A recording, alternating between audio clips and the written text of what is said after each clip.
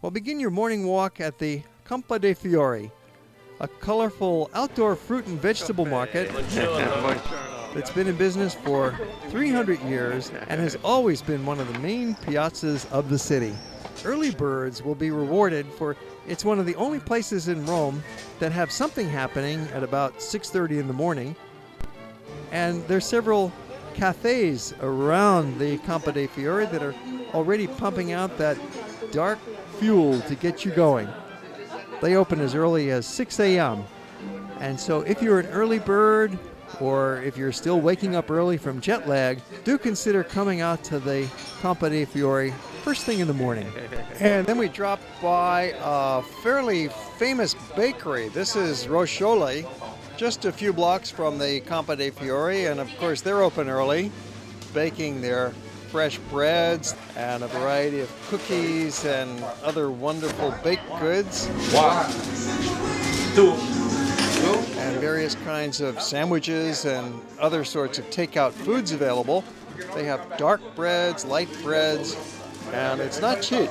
This is a high quality place, so you do pay a little bit of a premium, but it's well worth it because the bread is fantastic. We're walking back to our hotel just around the corner for breakfast, and then we're going to head out to the Vatican Museum first thing in the morning. Sometimes it helps to take a taxi if you want to get across town in a hurry. The Vatican Museum has gotten so popular that if you go later in the day, there's going to be a very long line. So we're heading out. We're going to get there just at the opening bell right about 9 o'clock, passing St. Peter's Basilica on our way around the corner of the Vatican City. And sure enough, our strategy worked. The line is relatively short, and we have a chance to buy some inexpensive postcards, 20 postcards for €1. That's about $1.30 right now. Another advantage of getting to the Vatican first thing in the morning, not only do you have a shorter line out front, but inside the museum will be a little bit less crowded. It doesn't quite fill up until about 10 a.m. or 10:30 in the morning, so that makes conditions easier for enjoying the exhibits. The Vatican Museum, most famous for the Sistine Chapel, contains thousands of other great treasures from ancient Rome and from the Middle Ages, even right on up through the Renaissance. And it's connected with St. Peter's, of course, with the Basilica. We were quite fortunate on this day that the Hall of Statues was open to the public. You can see this is a grand ensemble, a lot of Roman portrait busts. The ancient Romans were the experts in portraiture in marble. And usually this wonderful hall is not even open to the public. It just depends on the scheduling and the day of the week, the season of the year that you get here.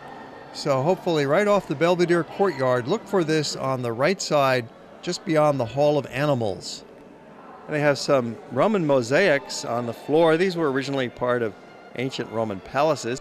These were probably mosaics from a dining area in a palace. You see there's baskets of fruit, there was broccoli, other kinds of things you can eat. Another elaborate floor mosaic taken from a Roman palace. This particular statue here is called the Apollo Belvedere. It's about 2,000 years old, one of Raphael's most famous paintings. It's called The School of Athens. And you want to get to the Sistine Chapel, the masterpiece by Michelangelo, perhaps the greatest painting ever created. Well, St. Peter's Basilica is the most spectacular room ever built. No place else can even come in close second to this. And even when there's a mass going on, you're generally free to walk around in most of the basilica. There's a statue of St. Peter. It's a bronze by Arnolfo di Cambio. And the ritual is that you rub the bronze foot of St. Peter for good luck. That's why it's all worn out. And then we have Baldacchino in bronze by Bernini.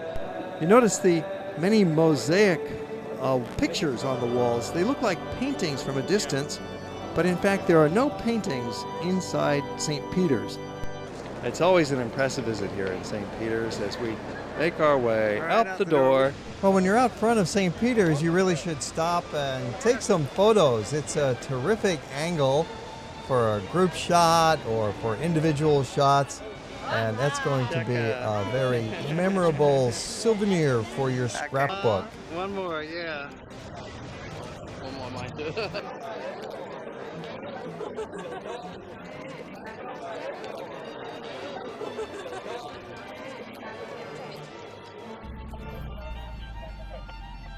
Via Giubilari is a short street. This is a great road. It goes from the Campo dei Fiori over to Largo Argentina, basically. About a half mile long. Lots of little shops there on Via Giubilari.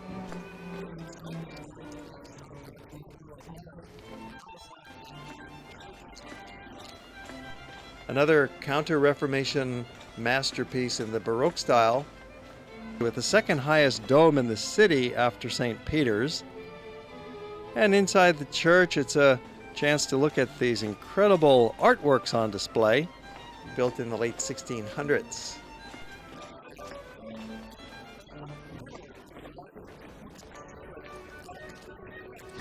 The Palazzo Farnese, currently housing the French Embassy.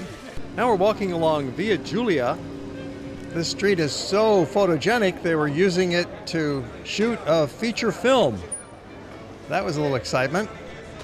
Chiesa Nuova, which means new church.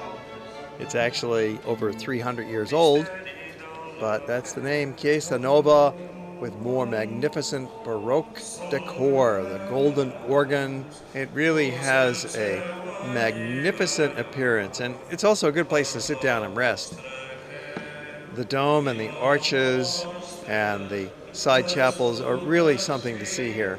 Carrying on with our walk, which leads us to the Castel Sant'angelo, the Bridge of the Angels, Via dei Coronari. And it was also a street used by the pilgrims coming to Rome. Here we go.